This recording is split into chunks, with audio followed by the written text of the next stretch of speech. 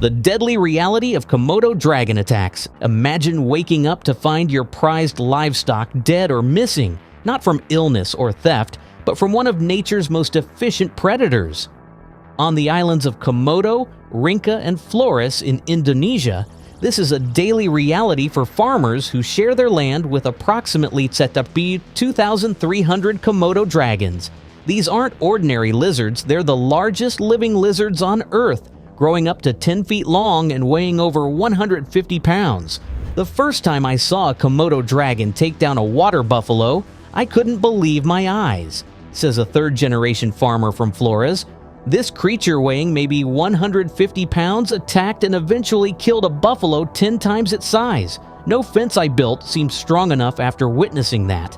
What makes Komodo dragons particularly dangerous isn't just their size and strength. Their hunting strategy is frighteningly effective. With a bite force of approximately 600 pounds per square inch, they can severely wound any prey instantly. But if the initial attack doesn't kill, their saliva, containing over 50 highly lethal bacteria and venom that prevents blood clotting, ensures that any animal lucky enough to escape initially will likely die within hours or days from infection or blood loss. Check livestock enclosures daily for any signs of digging or damage. Even small openings can provide entry points for young Komodo dragons that, while smaller, still pose a significant threat to livestock. The economic devastation. The statistics are alarming. Farmers on Flores Island report losing approximately 30% of their livestock to Komodo dragons annually. For small-scale farmers whose entire livelihood depends on a dozen goats or a few cattle, losing even a single animal can be economically devastating. 3 years ago, I had 28 goats, explains a farmer from Rinca Island. Now I have 7. The dragons took the rest. Each goat represents months of income for my family. How do you replace that when the threat never leaves? The economic impact extends beyond the immediate loss of animals. Farmers must invest in expensive protective measures, from reinforced enclosures to hiring guards. Some have abandoned farming altogether, unable to sustain the constant losses, leading to increased food insecurity in already vulnerable communities.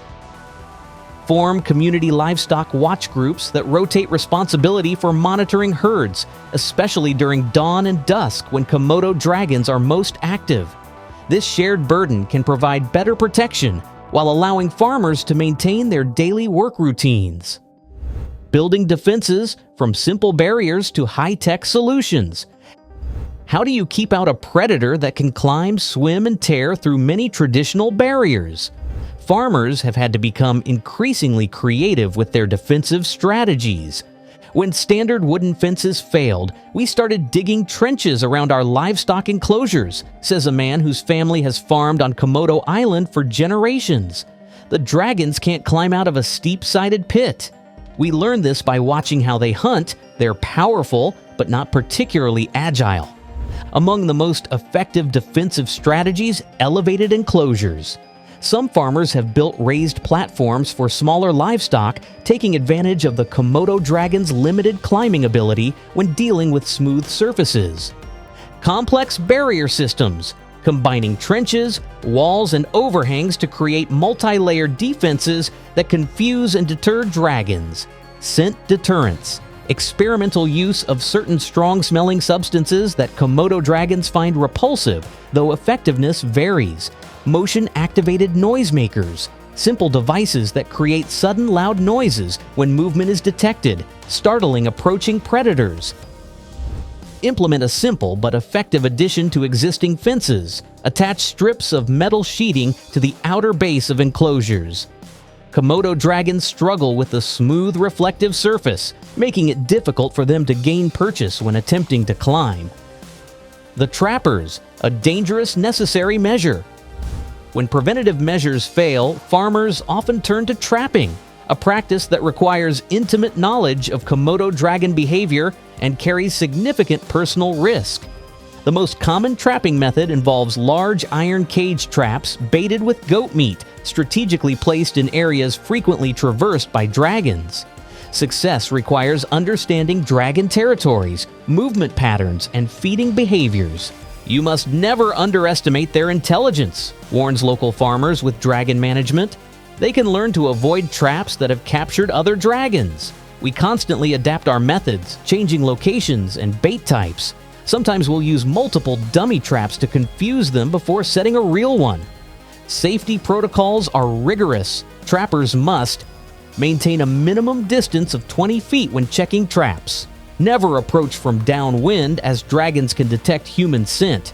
Carry long sticks and shields for self-defense. Never turn their back on a dragon, even one inside a trap. Work in teams of at least 3 people. Before attempting any trapping, create a detailed map of your farm marking all recent dragon sightings. Look for patterns in movement to identify the most effective trap placement points, typically along natural pathways between water sources and known hunting grounds. When hunting becomes necessary. In response to increasing conflicts, the Indonesian government has established controlled hunting operations in East Nusa Tenggara, focusing primarily on the islands of Rinca and Flores, where Komodo dragons constitute about 40% of invasive species, disrupting local ecosystems.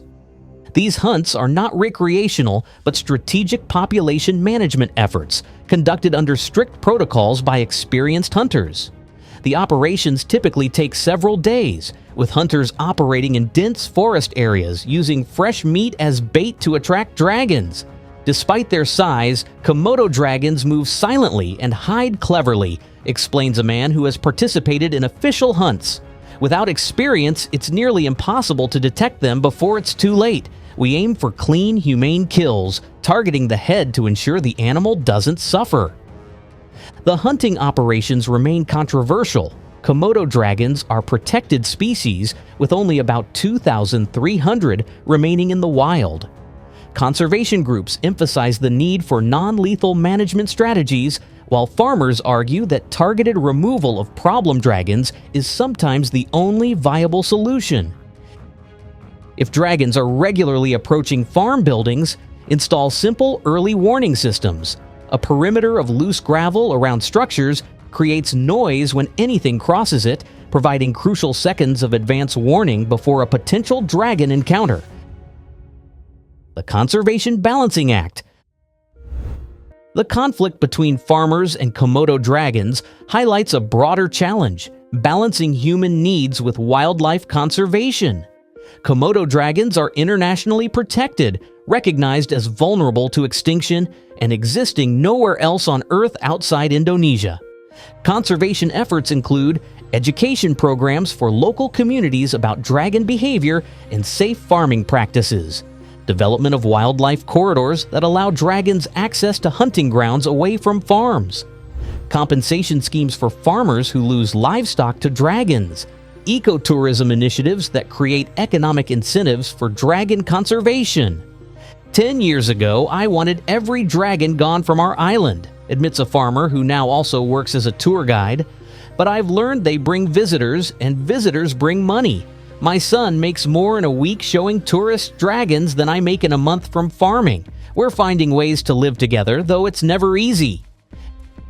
Explore opportunities to diversify income through dragon-focused ecotourism. Even small-scale operations like providing meals for tour groups or selling locally made crafts to visitors can create alternative revenue streams less vulnerable to dragon predation. Acting farming practices. Some of the most successful farmers have fundamentally changed their agricultural approaches in response to the dragon threat. Strategic shifts include switching from vulnerable livestock like goats to crops that don't attract dragons, keeping smaller herds with higher value animals that can be more intensively protected, adopting communal herding practices where multiple families' livestock are combined and guarded collectively, timing breeding cycles to minimize vulnerable young animals during peak dragon activity seasons. We used to spread our goats across the hillsides, explains a farmer from Flores. Now we keep them together, with 3 families taking turns watching. We lost fewer animals and we each spend less time on guard duty. The dragons are still there, but they can't pick off isolated animals anymore. Create a simple dragon activity log for your farm, recording all sightings, tracks, or livestock disturbances. After several months, patterns often emerge that can help predict high-risk periods, allowing for increased vigilance when it's most needed. Living with ancient predators. The struggle between farmers and Komodo dragons represents one of the world's most unique human-wildlife conflicts. Unlike issues with more commonly discussed predators like wolves or big cats, the dragons present a challenge that's evolutionarily ancient. These animals have remained largely unchanged for millions of years. What's clear from the experiences of Indonesian farmers and hunters is that no single strategy provides complete protection. The most successful approaches combine physical barriers, behavioral adaptations, community cooperation, and occasional direct intervention through trapping or hunting when necessary. As climate change and habitat loss potentially push dragons into ever closer contact with human settlements, the need for innovative solutions will only grow. Yet there's reason for cautious optimism. Communities that have lived alongside these fearsome predators for generations continue to adapt and evolve their practices, finding new ways to protect their livelihoods while acknowledging the dragon's important ecological role and cultural significance. Foster knowledge sharing between communities by organizing regular meetings where farmers can exchange successful dragon management techniques. Local solutions often prove more effective than externally imposed strategies, and the collective wisdom of experienced farmers represents an invaluable resource. Remember, in the ancient struggle between farmer and dragon, neither complete eradication nor absolute protection represents a viable path forward. The future lies in coexistence, challenging, dangerous, and complex as it may be. Drop down your thoughts in the comments and subscribe for more.